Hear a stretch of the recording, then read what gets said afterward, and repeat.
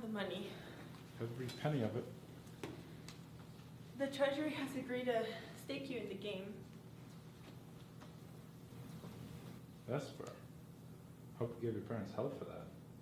Your boss must have some influence. I've never seen so much go out the door so quickly. Also stylishly. May I ask where it is? 10 million was wired to your account in Montenegro with a contingency of 5 more if I deem it was a prudent investment. I suppose you have given thought to the notion that if you lose, the government will directly finance terrorism. Oh, so you're telling me it's a matter of probability and odds. I was worried there was a chance involved. Only if one assumes that the player with the best hand wins. Is that what you consider bluffing? You've heard the term. Maybe you've also heard that you don't study your hand. You play the hand of the man across from you. And you're good at reading people. Yes, I am.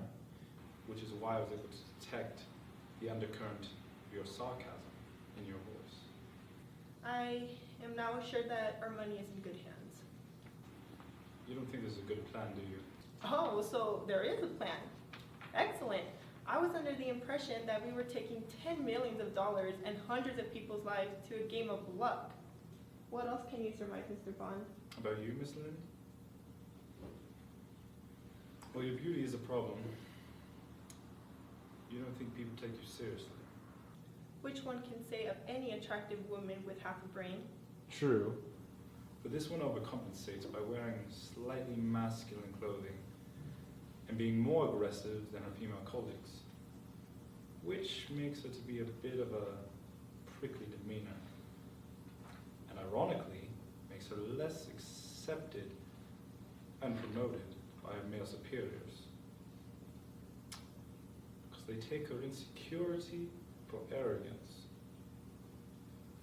I would normally have pegged you as only child, but given the fact you ignored my quip about your name and parents, I'm going to have to go with orphan.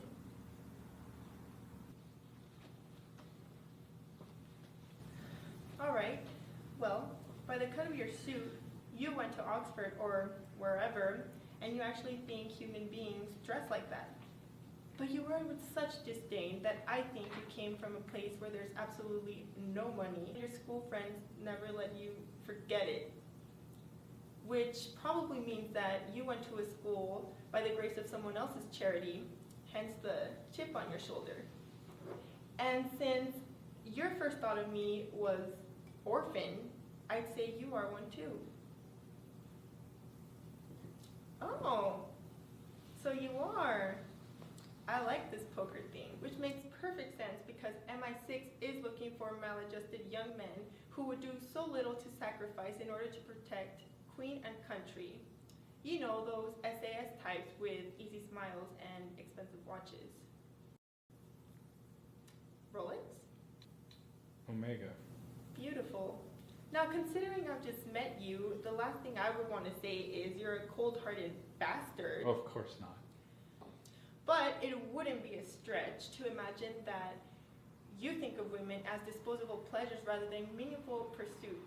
So, as charming as you are, Mr. Bond, I am going to keep an eye on the government's money instead of your perfectly formed ass.